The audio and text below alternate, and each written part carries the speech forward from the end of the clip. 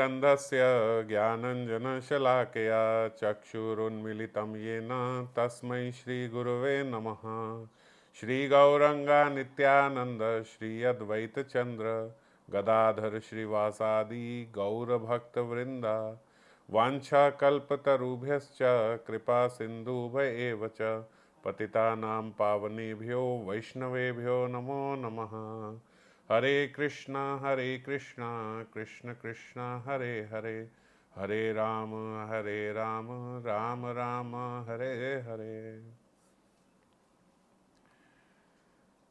तो कल हमने चर्चा करी थी श्लोक 174 पे, और श्रीपाद ने स्फूर्ति में किंकरी स्वरूप में श्री राधा माधव के पारस्परिक स्नेह अनुबंध की माधुरी का आस्वादन किया था, और गुरुदेव ने अनुबंध के अलग अलग अर्थों के माध्यम से उनके और लीला में और उनके रूप और उनके गुणों का प्रकाश किया था। स्फूर्ति में श्रीपाद के विराम नहीं आया। आज श्रीपाद प्रार्थना कर रहे हैं, कदा रति उन्मुक्तम कचम भर अहम अहा संयमयिता, कदा व संध्यास्य त्रुटित नव मुक्ता विलम अपि, कदा व कस्तूर्य तिलकम अपि भूयो रचयिता, निकुंज आंत वृंते नवरति रणे यौवत मणे। श्रीपाद ने बड़ी सुंदर प्रार्थना करी है। निकुंज के भीतर किशोरी मणि श्री राधा रानी के नवरति रण में उन्मुक्त केशों को मैं कब बांधूंगा। कदा रति उन्मुक्तम कचम भरम अहम संयमयिता, मैं आपके केशों को कब संयमित यानी कब उनको बांधूंगा, उनको ठीक करूंगा। कब मैं छिन्न मुक्ताओं का चयन कर उनका हार बनाऊंगा। कदा व संध्या से त्रुटित नव मुक्ता विलम अपि, और कब मैं कस्तूरी पंख द्वारा पुनः आपकी तिलक रचना करूंगा। कदा व कस्तूर्य तिलकम अपि भूयो रचयिता। ये श्रीपाद 3 प्रार्थनाएं कर रहे हैं निकुंज के भीतर श्याम श्याम को देखकर। पिछले बार से उनकी स्फूर्ति में विराम नहीं आया। कुंज रंध्रों पर नेत्र रखकर श्रीपाद मंजरी स्वरूप में देख रही हैं कि श्री युगल का अति अद्भुत रति रण आरंभ हो गया है निकुंज में। प्रतिक्षण नव नवायमान रति रस के इस प्रवाह में किंकरी की नयन सफरियां परम आनंद के साथ संतरण हो रही हैं, उनके रस सिंधु में तैर रही हैं, और इस आस्वादन के लिए ही जो गौड़िया वैष्णव आचार्य हैं श्रीमती के चरणों में व्याकुलता पूर्ण प्रार्थना किया करते हैं। यही आस्वादन के लिए हमारे सारे गौड़िया आचार्य जो हैं वो प्रार्थना करते हैं। वो श्रीपाद को स्फूर्ति में प्राप्त हो रहा है।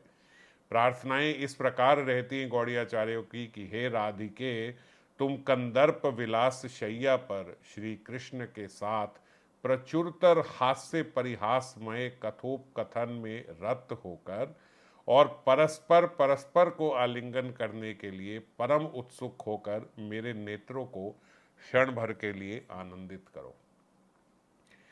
सरल शब्दों में श्रीपाद कह रहे हैं कि कब मैं निकुंज के भीतर ऐसा देख पाऊंगा कि किशोरी जी आप श्याम सुंदर के साथ हास्य परिहासमय कथोपकथन में रत हैं। आप हास्य परिहास के साथ उनके साथ बातें कर रही हैं और एक दूसरे को आलिंगन करने के लिए परम उत्सुक हो रहे हैं, और नेत्रों को, आपकी नेत्रों की जो चंचलता है उसको मैं अपने नेत्रों से क्षण भर के लिए कब देख पाऊंगा।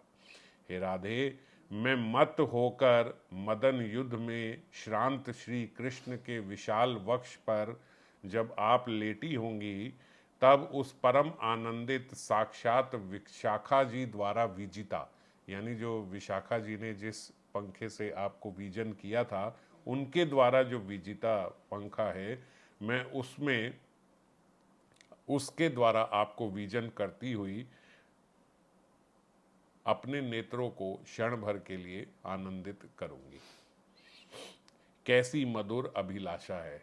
ये गुरुदेव बोल रहे हैं कि देखो हमारे गौड़ीय वैष्णव आचार्यों की कितनी सुंदर अभिलाषा है, कितनी सुंदर प्रार्थना है कि कब रति रण से श्रांत होकर यानी थक कर आप और श्याम सुंदर शैया पर आराम कर रहे होंगे। और किशोरी जी किस पोजीशन में होंगी? किशोरी जी ने श्याम सुंदर के वक्ष पर अपना मुख रखकर उस प्रकार से लेटी होंगी, आराम कर रही होंगी। और उस वक़्त मैं विशाखा द्वारा जो विजित पंखा है उससे पंखा करूंगी और आपको नयन भर के देखूंगी। तो ये प्रार्थना करते हैं और बोलते कैसी मधुर अभिलाषा है। साधक को अपना स्वरूप जागृत कर इस अभिलाषा के माधुर्य का आस्वादन करना होगा। ये प्रार्थनाएं हमारे हृदय में तभी आएंगी जब हमारे भीतर हमारा जो स्वरूप है उसका थोड़ा चिंतन रहेगा, तभी तो चिंतन करेंगे, फिर स्वरूप जागृत होगा। अगर हम इसी देह से, देखो ये बहुत इम्पोर्टेंट है, अगर हम अपने स्वरूप को जागृत नहीं करते, यानी हम अपने स्वरूप का चिंतन नहीं करते, अपने को अपने स्वरूप में ही नहीं देखते और वहाँ जाके अपने स्वरूप से सेवा नहीं करते, तो बड़ी नेचुरली हमारी जो प्रार्थनाएं हैं वो इसी देह की रहेंगी। मेरे इसको ठीक कर दो, मेरे उसको ठीक कर दो, मेरी ये अवस्था ठीक कर दो, मेरी ये व्यवस्था ठीक कर दो, यही सब रहेगा जब भी हम प्रार्थना करेंगे। क्योंकि पूर्ण रूप से हम देह आवेश में हैं, तो देह से ही जहाँ हम हैं हम वहीं की प्रार्थना करेंगे। तो अगर हमें इस प्रकार की प्रार्थनाओं में आना है, अगर हम चाहें कि हमारे हृदय से भी बड़े सहज से नेचुरली ऐसी प्रार्थनाएं निकले, तो फिर हमें स्वरूप का चिंतन करना होगा। अगर थोड़ी देर के लिए हम लोग अपनी सुबह जो नाम जप करते हैं उसमें अपने स्वरूप का चिंतन करें, अपने स्वरूप के चिंतन में सेवा करें। आजकल तो बड़ा सरल है, हम जो राधा रस सुधा निधि में सुन रहे हैं उसी को जो हमने श्रवण किया है, जो श्रीपाद मंजरी स्वरूप में सेवा कर रहे हैं, उसको हम अपने आप में, कि मैं अपने मंजरी स्वरूप में यही सेवा कर पाऊँ। जब हम ये करेंगे और कर नहीं पाएंगे, जब हम स्मरण करना चाहेंगे कुछ उसमें रुकावटें आएंगी, हम प्रत्यक्ष वैसा नहीं देख पाएंगे, तो हमारे हृदय से स्वतः प्रार्थना निकलेंगी। और यदि फिर कर पाएंगे, और जो अगर हम कर पा रहे हैं जो हम सुन रहे हैं, तो फिर और करने की लालसा में हमारे भीतर से नेचुरली ये सहजता से ये सारी प्रार्थनाएं निकलेंगी। देह कारागार में बैठकर इस अपूर्व अभिलाषा के मर्म की उपलब्धि नहीं की जा सकती। अगर हम देह के भीतर ही अपने आप को सोचें तो फिर ये प्रार्थनाएं नहीं होंगी। जो लोग इस अभिलाषा पर लुब्ध हैं वे परम भाग्यवान हैं। जो लोग ये जो हम प्रार्थना गोस्वामी पाद की पढ़ रहे हैं, अगर ऐसी प्रार्थना से किसी भक्त का हृदय में लोभ जागृत होता है कि काश मैं भी ऐसी प्रार्थना कर पाऊँ, तो बाबा कह रहे वो भी बहुत भाग्यवान है अगर उसके भीतर ऐसा लोभ आ गया तो। श्रीपाद किंकरी रूप में देख रहे हैं, किशोरी मणि कुंज लीला में क्षण क्षण में अभिनव रति रण व्यक्त कर जयी हुई है। जयी मतलब विजयी हुई है। विजयिनी किशोरी, विजयिनी क्या होता है, विजय क्या है इसमें? विजय ये है कि श्याम सुंदर जो हैं आज किशोरी जी पे पूर्ण रूप से लुब्ध हो गए हैं, यही विजय है। रति रण में क्या विजय होती है कि आपने, किशोरी जी ने पूर्ण रूप से श्याम सुंदर को आनंद का आस्वादन करा दिया और वो आनंद आस्वादन में मुग्ध हो गए। बस अगर वो मुग्ध हो गए तो किशोरी जी की विजय हुई, क्योंकि सेवा के लिए आई हैं और वो सेवा उनकी सिद्ध हुई, श्याम सुंदर विमुक्त हो गए।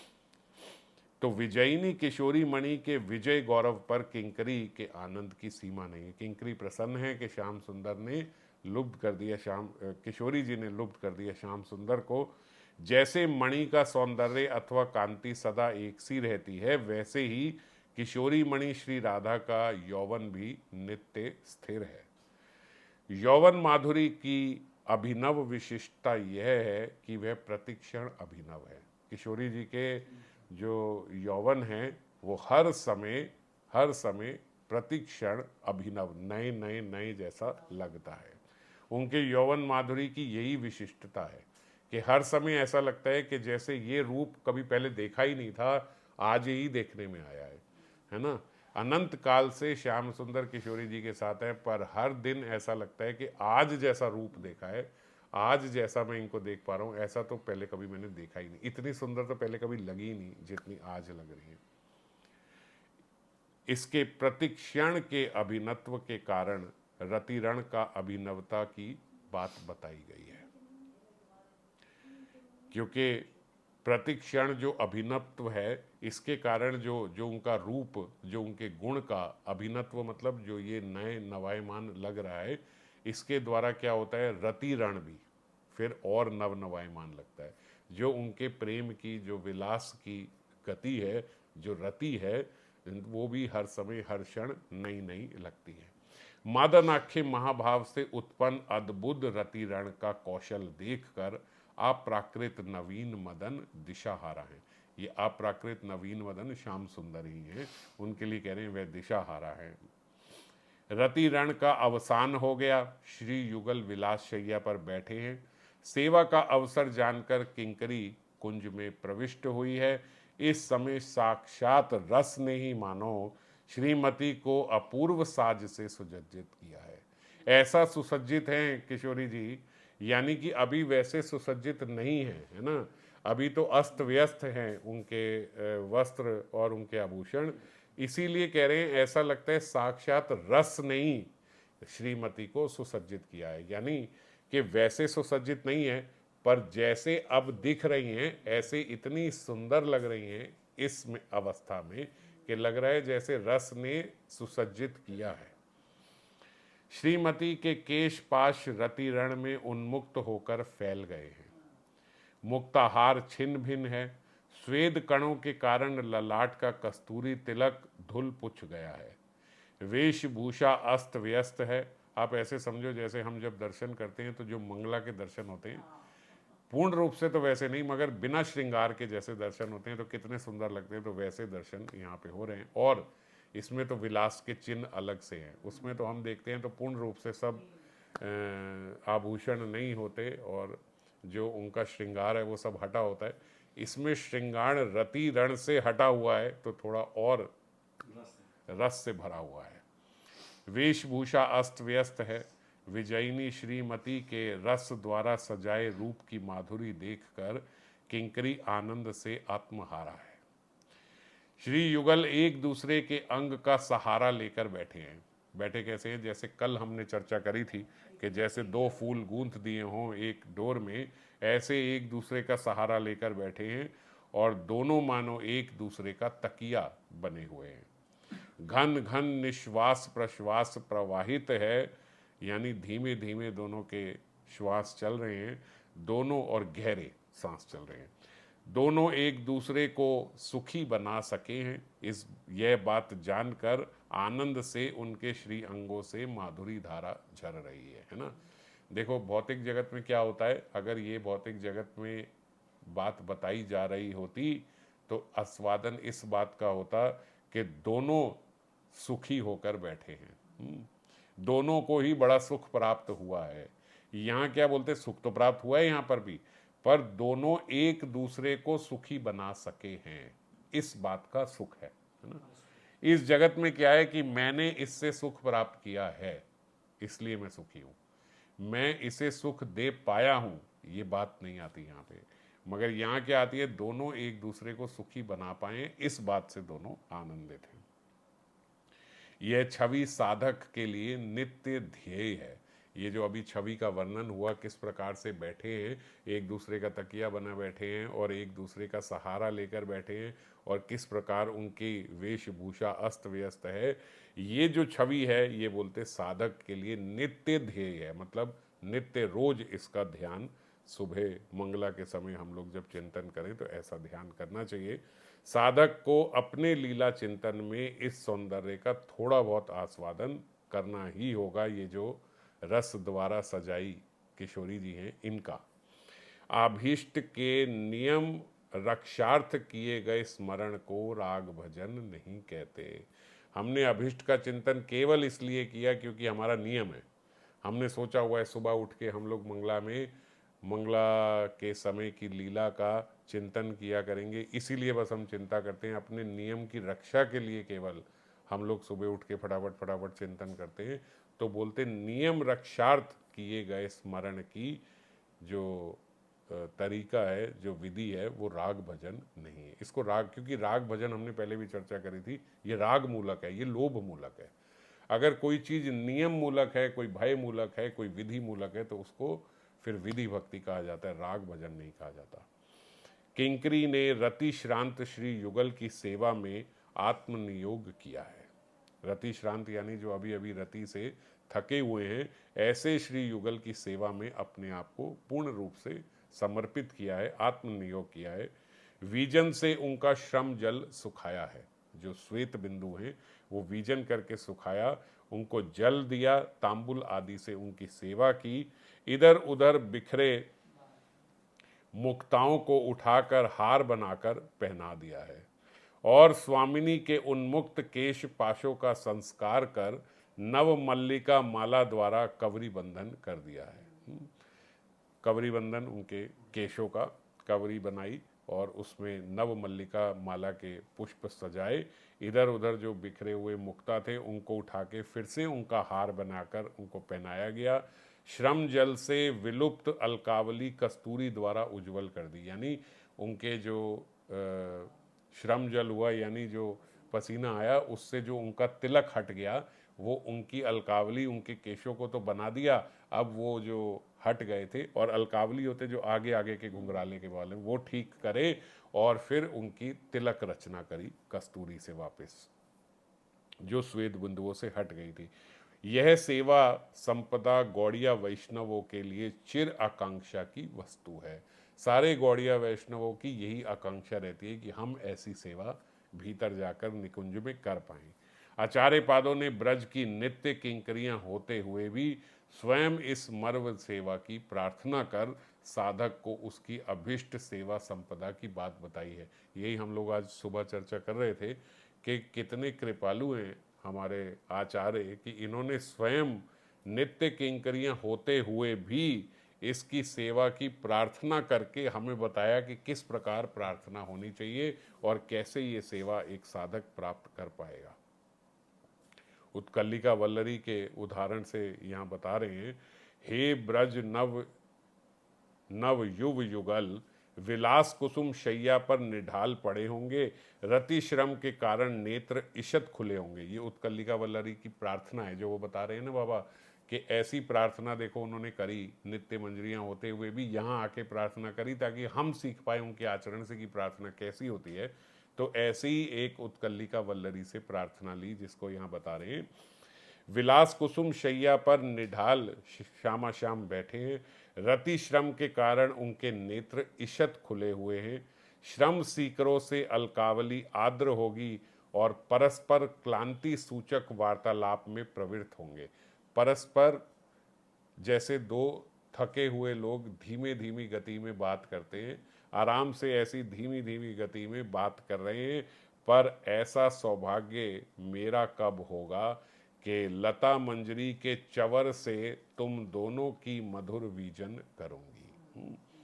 जो देखो वहाँ विशाखा सखी द्वारा विजित, यहाँ लता मंजरी द्वारा, तो ऐसे सौभाग्य मिलता है कि जो नित्य मंजरियाँ जिनसे सेवा कर रही हैं हम उन्हीं को लेके उनसे सेवा कर रहे हैं। यानी इसका एक तात्पर्य ये भी है, विशाखा सखी द्वारा विजित जो श्रीपाद प्रार्थना कर रहे हैं उससे विजन करूँगा, इसका अर्थ ये है कि विशाखा सखी की आज्ञा से, उन्हीं की आज्ञा से उनके द्वारा जो विजित पंखा है मैं उसको लाकर विजन करूँगी। मंजरियों को ये भी बड़ा आस्वादन होता है कि कब सखियाँ हमको सेवा देंगी और हम उनकी आज्ञा के भीतर रहकर सेवा को जाएंगे, क्योंकि देह जो है वो पूर्ण रूप से सेवा से ही बना हुआ है, सेवा रस से ही गठित है। तो श्याम सुंदर और किशोरी जी की सेवा करने जा रहे हैं और सखी की आज्ञा से जा रहे हैं, तो उनकी भी सेवा हो रही है और इनकी, मतलब जहाँ जाते हैं वहाँ एक अवसर की कैसे इनकी भी हो जाए, इनकी भी हो जाए और सबकी सेवा हो जाए। हे कमल मुखी श्री राधिके, तुम्हारे केश रति विलास में मोर पंखों की तरह अस्त व्यस्त होकर तुम्हारे स्कंद देश पर फैल जाएंगे। जैसे मोर के पंख खुल जाते हैं ऐसे किशोरी जी के केश खुल के पूरे सारे कंधे में ऐसे फैल जाएंगे। तब मैं परम आनंद के साथ तुम्हारा केश संस्कार कर विकसित मल्लिका माला द्वारा तुम्हारी कवरी बंधन करूंगी। ऐसा सौभाग्य मैं कब प्राप्त करूंगी। ये प्रार्थना उत्कलिका वल्लरी से गुरुदेव ने ली। फिर एक और प्रार्थना ली जिसमें कहते हैं, चारों ओर सखियां हैं, चौदिके सखीर माझे राधिकार इंगिते, चिरुनी लाइया करे करी। किशोरी जी के संकेत से मैं कंगी लेकर कब उनके केश संवारने जाऊंगी। किशोरी जी केवल इंगित करती हैं, कई बार तो इंगित भी नहीं करती, पर यहाँ प्रार्थना में क्योंकि उनके नयन भंगिमा देखने का भी आस्वादन अलग है, इसीलिए प्रार्थना ऐसी करी कि राधिकार इंगित है, किशोरी जी कब इंगित करेंगी और उनके इशारे पर मैं उनके केश संवारने जाऊंगी कंघी लेकर। कुटिल कुंतल सब बिथारिया आंचरब बनाइब विचित्र कवरी, सभी घुंघराले बालों को आंचल में फैलाकर बिथारिया आचरव वे उन्हें विविध रूपों में सजाकर अद्भुत कवरी बना रही है, या मैं कब ऐसे विविध उनके जो रूप हैं उनको सजाकर अद्भुत उनकी कवरी बनाऊंगी। मृगमद मलयज सब अंगे लेपव पराइब मनोहर हार, मृगमद मतलब कस्तूरी, और मलई आंचल का जो चंदन है वो चंदन को पूरे शरीर पर लेप करके मैं कब उनका मनोहर हार उनको धारण करवाऊंगी। और चंदन कुमकुमे तिलक बनाइब हरेब मुख सुधाकर, चंदन और कुमकुम के सुंदर तिलक बनाकर मैं चंद्रमुखी किशोरी जी के मुखमंडल पर कब उसको लगा के उसके स्वयं दर्शन कर पाऊंगी। ऐसी सुंदर प्रार्थनाएं हमारे आचार्यों ने की हैं। साधक महाजनों की इन सब लालसामयी प्रार्थनाओं को बार बार दोहराए।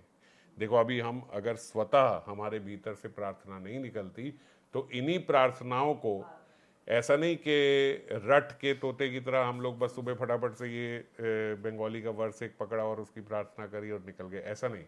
इसका कहने का तात्पर्य है कि इस अर्थ को समझ लें और फिर जो ये सेवाएं इन्होंने करी है इन्हीं सेवाओं का चिंतन हम लोग अपने स्मरण में करें। इनके श्रवण कीर्तन और चिंतन से लीला स्मरण का अधिकार प्राप्त होता है। बहुत बड़ी बात है कि अगर हम इन्हीं का श्रवण कीर्तन करते हैं और चिंतन भी करते हैं तो लीला स्मरण का अधिकार प्राप्त होता है और अपनी सिद्ध देह का चिंतन और अधिक सुस्पष्ट हो जाता है। अपनी सिद्ध देह का चिंतन करने से और तत्प्रतिपादक ग्रंथ आदि श्रवण कीर्तन करने से, तत्प्रतिपादक ग्रंथ मतलब ये वाले ग्रंथ जिसमें ये सब बताया गया है, ये पढ़ें और अपने सिद्ध देह का चिंतन करें तो प्रयत्नशील साधक क्रमशः स्फूर्ति राज्य में अग्रसर होता है ना। स्फूर्ति राज्य में तो उसके भीतर स्फूर्ति भी आने लगेगी, स्वयं से लीला प्रकाशित होने लगेगी। श्रीपाद की स्फूर्ति में विराम आ गया। वे साधक दशा में बड़ी आरती के साथ रति रण श्रांता श्रीमती की सेवा प्राप्त करने के लिए प्रार्थना कर रहे हैं। उनकी लीला में जैसे ही उनकी स्फूर्ति में विराम आया तो श्रीपाद ने यही प्रार्थना करी जो आज प्रार्थना हम लोग कर रहे थे। इसी के साथ आज का श्लोक पूर्ण हुआ। कल फिर अगले श्लोक पर चर्चा करेंगे। जय श्री राधे।